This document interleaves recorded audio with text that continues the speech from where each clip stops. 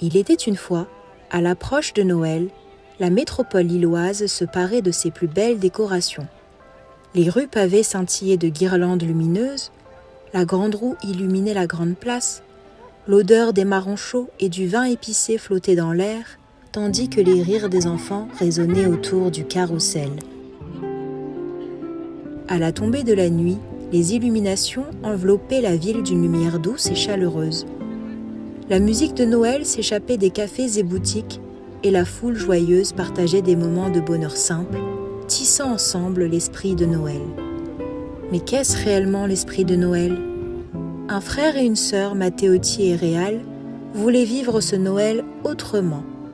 Le Père Noël et ses cadeaux, les repas copieux, cela fait partie des habitudes, ils participaient bien à tout cela. Mais malgré la surprise et la joie qu'apportent les cadeaux, le sapin qui scintille et l'abondance de mets succulents, ils restaient toujours sur leur faim si l'on peut dire, car ils avaient faim d'autre chose. En effet, les années précédentes, sitôt le sapin enlevé, les guirlandes rangées et les cadeaux utilisés, il ne reste que vaisselle sale et boules de papier cadeau. La vie reprenait son cours comme si de rien n'était. Un matin, ils décidèrent de rendre visite à leur grand-oncle, oncle Max. Coucou oncle Max! Ah, bonjour les enfants!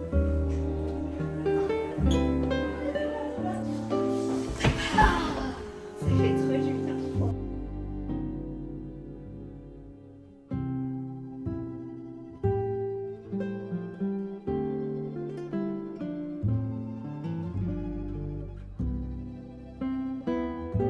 Lors de leur visite, ils décidèrent de jouer dans le grenier.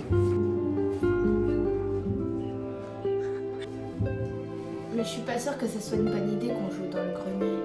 Mais allez, viens, t'es pas drôle. Oncle Max nous a souvent parlé de sa malle de Noël. Je pense qu'on peut la trouver ici. Ouais, sûrement.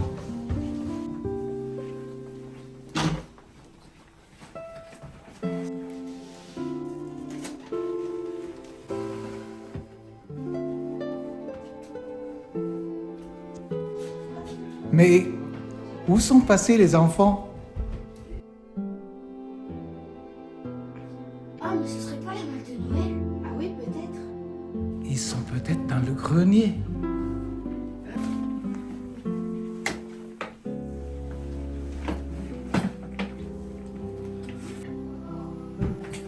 Oncle Max! Ah, les enfants, vous êtes là! Je vous cherchais partout. Tiens donc, vous avez trouvé ma valise.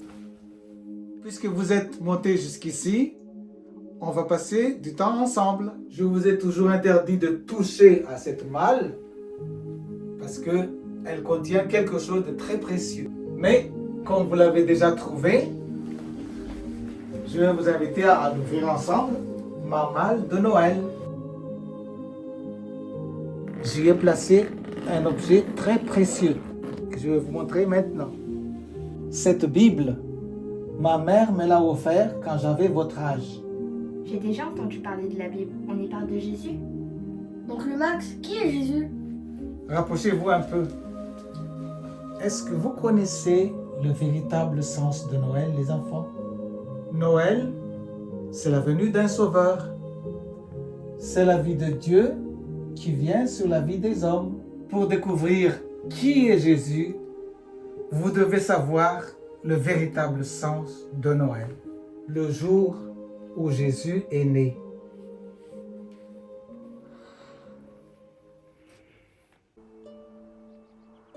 Il y a plus de 2000 ans, dans une ville de Galilée, appelée Nazareth, l'ange Gabriel fut envoyé par Dieu pour annoncer une bonne nouvelle à une jeune fille du nom de Marie, fiancée à Joseph, un charpentier descendant du roi David. L'ange lui annonce qu'elle enfantera un fils par l'action du Saint-Esprit qu'elle appellera Jésus. Troublé par cette grossesse inattendue, Joseph, qui était un homme juste et qui ne voulait pas l'exposer au déshonneur, se proposa de rompre secrètement avec elle. Comme il y pensait, un ange du Seigneur lui apparut dans un rêve et dit « Joseph, descendant de David, n'aie pas peur de prendre Marie pour femme, car l'enfant qu'elle porte vient du Saint-Esprit. Elle mettra au monde un fils et tu lui donneras le nom de Jésus, car c'est lui qui sauvera son peuple de ses péchés.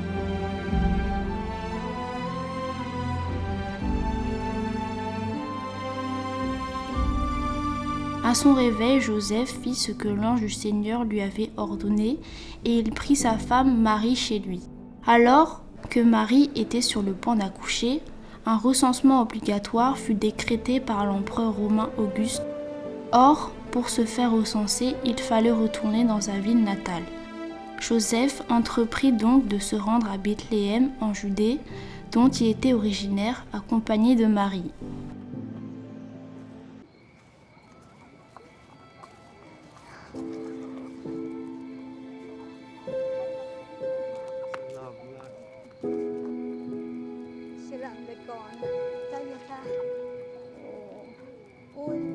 Cependant, alors qu'ils étaient arrivés à Bethléem, et que l'accouchement se rapprochait, aucun hôtelier ne voulut les loger, toutes les places étant déjà prises.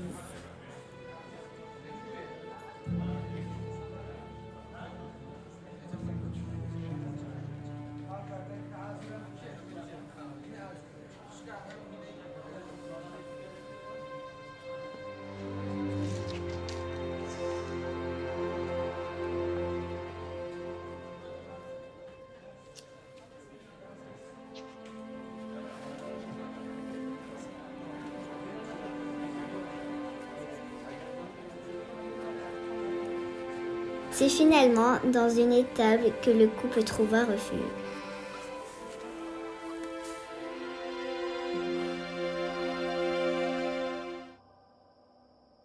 Marie mit donc au monde son premier-né, Jésus.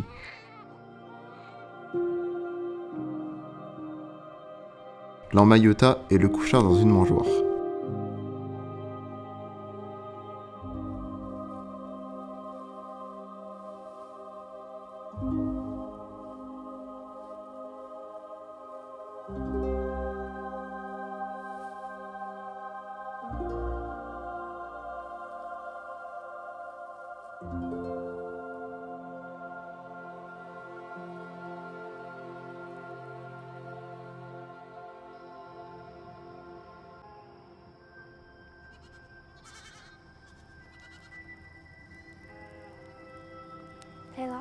Il y avait dans la même région des bergers qui passaient la nuit dans les champs pour y garder leurs troupeaux.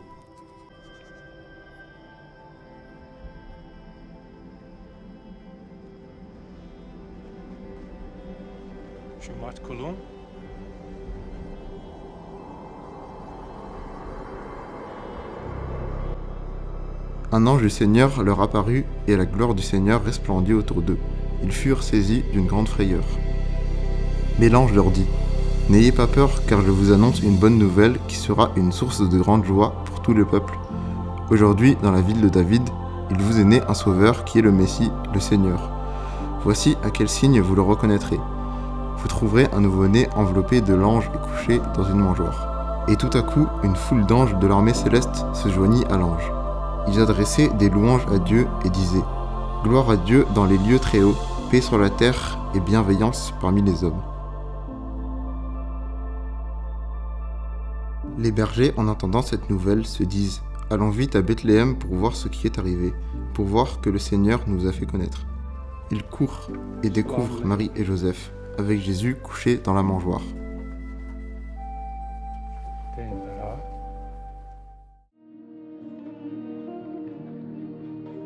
Voici que des mages venus d'Orient arrivèrent à Jérusalem et demandèrent au roi Hérode, alors souverain de Judée : « Où est le roi des Juifs qui vient de naître ?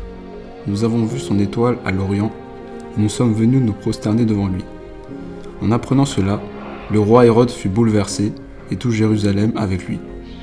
Il réunit tous les grands prêtres et les scribes du peuple pour leur demander où devait naître le Christ. Ils lui répondirent : « À Bethléem en Judée, car voici ce qui est écrit par le prophète. Et toi, Bethléem, terre de Juda, tu n'es certes pas le dernier parmi les chefs-lieux de Juda, car de toi sortira un chef qui sera le berger de mon peuple Israël. »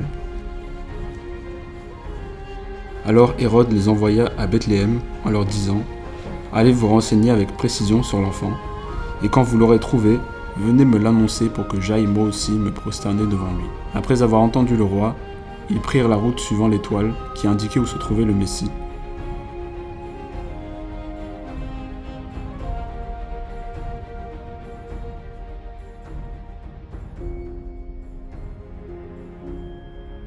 Quand ils virent l'étoile, ils se réjouirent d'une très grande joie. Ils entrèrent dans la maison, virent l'enfant avec sa mère Marie.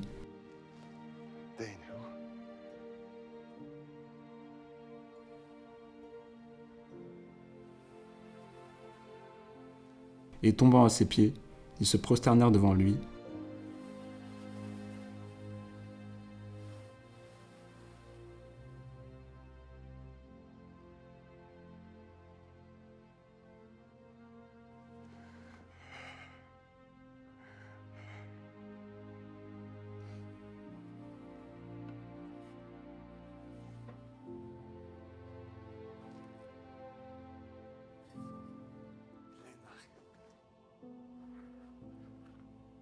Ils ouvrirent leur coffret et lui offrirent leurs présents, de l'or, de l'encens et de la myrrhe.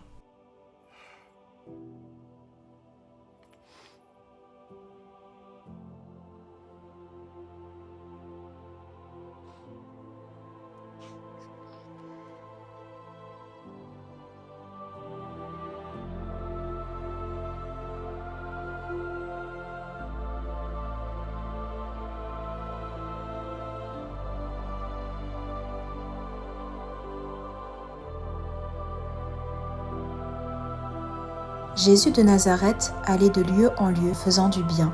Actes chapitre 10, verset 38. En cette période de Noël, vous pouvez faire de même. Voilà les enfants, vous connaissez désormais le véritable sens de Noël. Noël, c'est la célébration de la bonne nouvelle qui fut annoncée au monde entier. Plusieurs siècles avant la venue de Jésus, on peut lire dans Ésaïe chapitre 9, verset 5, « Car un enfant nous est né, un fils nous a été donné. Il a la souveraineté sur son épaule. On l'appelle du nom de conseiller étonnant, Dieu héros, Père éternel, Prince de paix. » Dieu avait déjà prévu ce cadeau merveilleux pour chaque être humain et vous aussi qui nous écoutez dans l'Assemblée.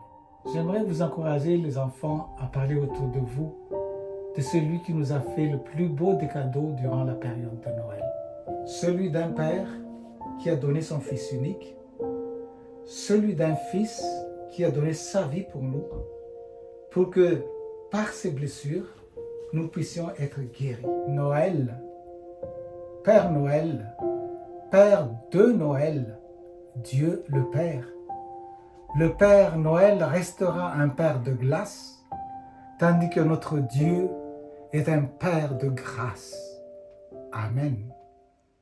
Après être rentrés chez eux, Mattéoty et Réal rejoignirent leurs amis Tiour, Tic et Vat dans leur quartier.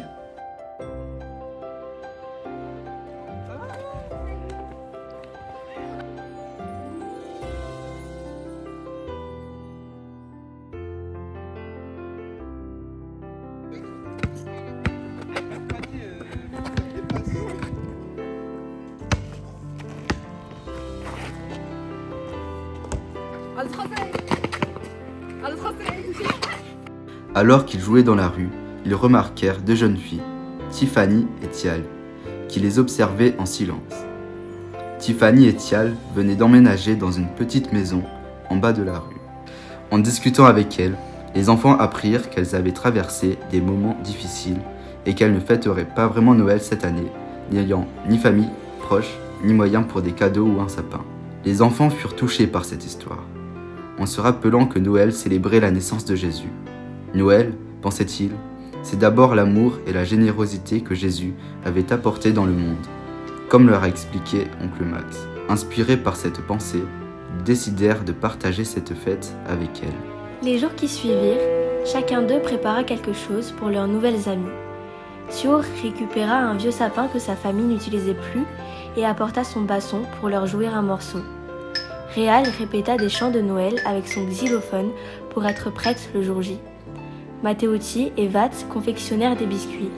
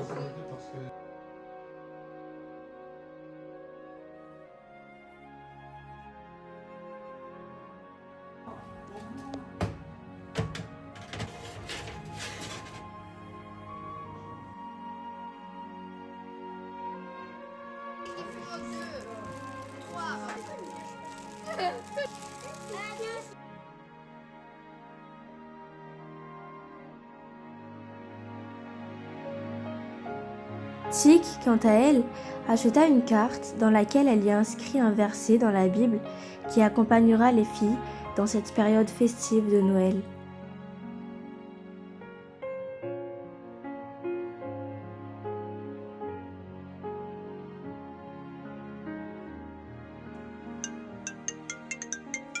Le 24 décembre, Tic invita les filles à venir célébrer Noël tous ensemble.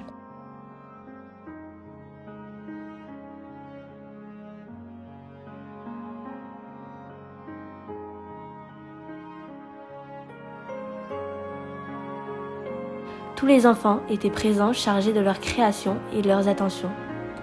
Tiffany et Tial furent émus de voir tant de gentillesse et d'attention. Ils allumèrent ensemble une bougie pour symboliser la lumière que Jésus apporte dans le monde.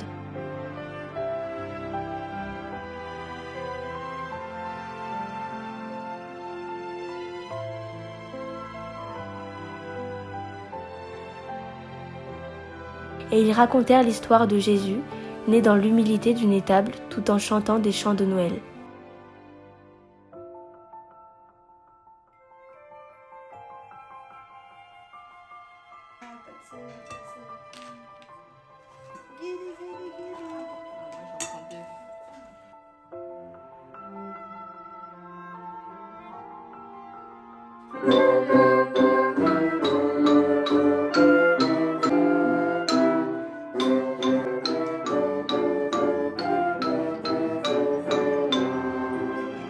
Ils réalisèrent ensemble que Jésus, en venant au monde, avait offert le plus beau des cadeaux, son amour inconditionnel.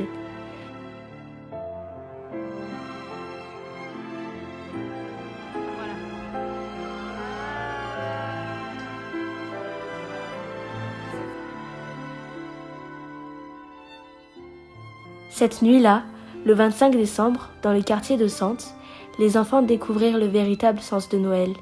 En réalité, cette période de l'année n'est pas plus magique qu'une autre, car la vraie magie de Noël, c'est la naissance du Christ. Il est venu nous apporter la paix et l'amour pour toute notre vie, pas juste pendant le mois de décembre. Les miracles, il les accomplit à chaque instant dans le monde.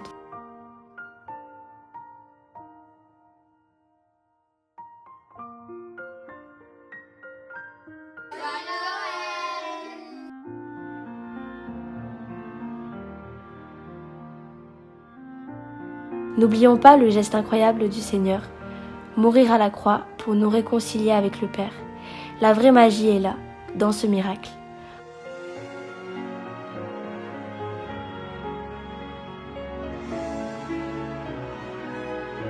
En célébrant Noël, les enfants avaient apporté un peu de cette lumière dans leur vie, et leur propre cœur en était illuminé.